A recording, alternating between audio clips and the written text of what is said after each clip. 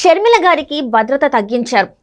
ముందు చూసుకున్నట్టయితే 4+4 ఉండేది, ఆ తర్వాత 2+2 అయింది, ఇప్పుడు 1+1 అయింది. అసలు ఎందుకు ఇలా చేస్తున్నారు? దీని వెనకాల ఏమైనా స్కెచ్ ఉందా? సో ఈ అంశాన్ని చర్చించడానికి మనతో పాటు ఉన్నారు ప్రముఖ సీనియర్ జర్నలిస్ట్ జగదేవ్ గారు. నమస్కారం సార్. నమస్తే సార్, ఇప్పుడు చూస్తున్నట్టయితే షర్మిల గారు కాంగ్రెస్లో జాయిన్ అయిన తర్వాత చాలా అంశాలు వైసీపీ గురించే కావచ్చు, ఇంకా ఏదైనా కూడా తను మాట్లాడే విధానమే కానీ ఏదైనా కూడా చాలా స్పష్టంగా ఉంది. తను సంధించే ప్రశ్నలు కూడా చాలా ఏదైతే ఉందో అది కరెక్ట్గా మాట్లాడుతున్నారు.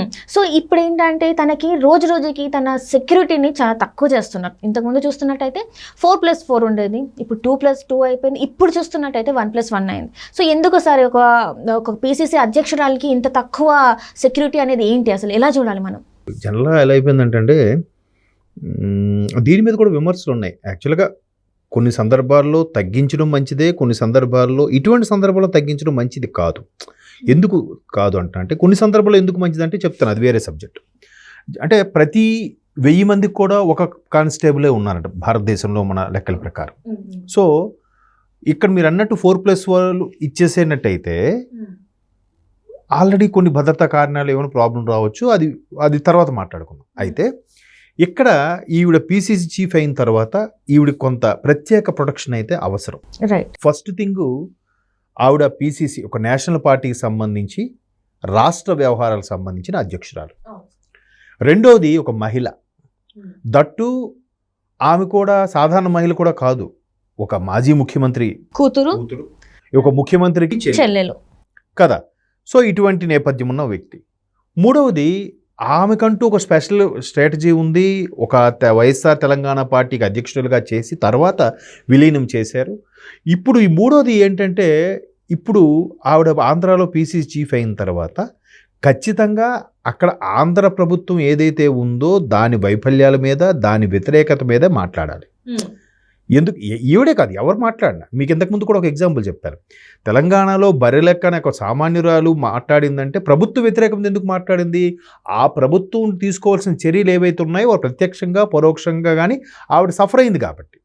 సో ఖచ్చితంగా అక్కడ ఎవరి ప్రభుత్వం ఉంటే వాళ్ళదే, కాంగ్రెస్ ఉంటే కాంగ్రెస్ది, బీజేపీ ఉంటే బీజేపీ, బీఆర్ఎస్ ఉంటే బీఆర్ఎస్తో మాట్లాడాలి, అంతే కదా.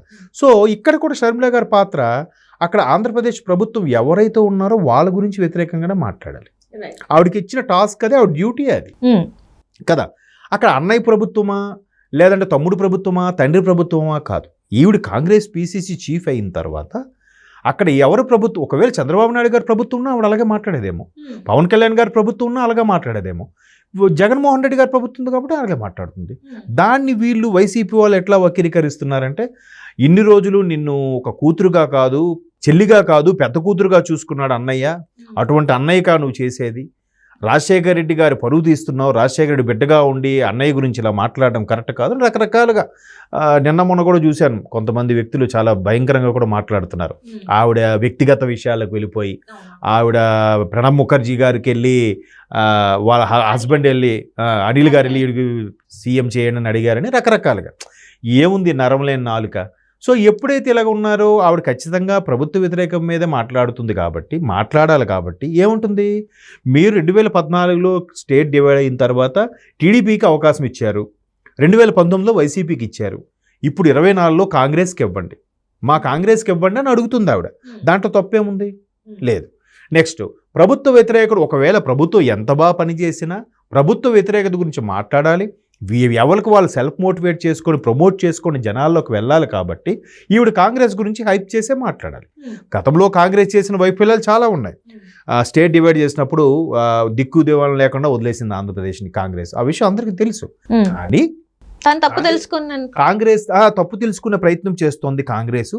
ఒకసారి అవకాశం ఇవ్వండి, ఎందుకంటే బీజేపీ 5 ఉంది ఆంధ్రాలో, మరి బీజేపీ కూడా తెలంగాణ డివైడ్లో హెల్ప్ చేసినప్పుడు బీజేపీకి మద్దతు ఇవ్వగలేంది, మా కాంగ్రెస్కి ఇస్తే తప్పేంటి అనేది ఆమె అభిప్రాయం.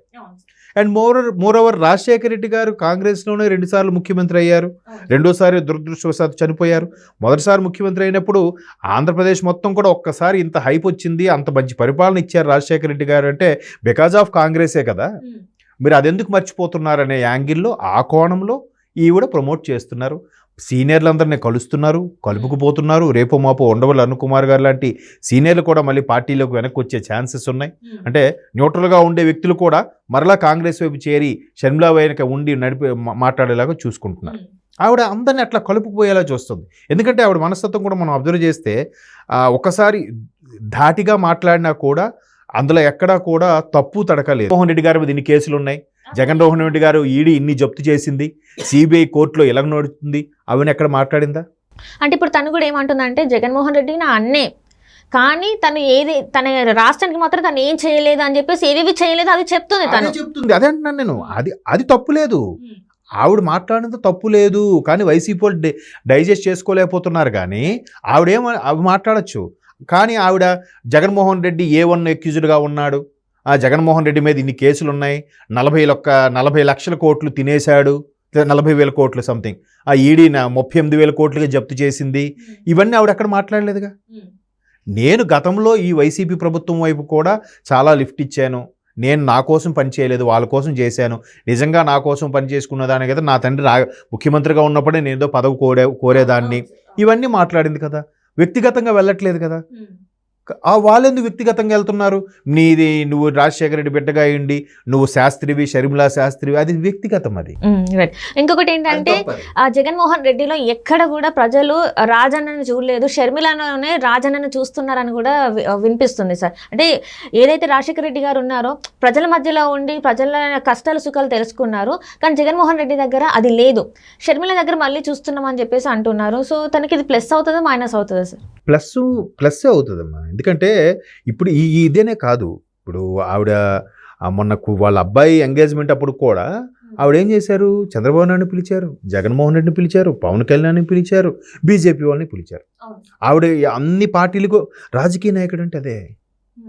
బయటికి లోపల ఎన్నున్నా బయటికి మాత్రం నవ్వుతూ పలకరించాలి, మాట్లాడాలి, అందరినీ కలుపుకుపోవాలి, అది కదా రాజకీయం.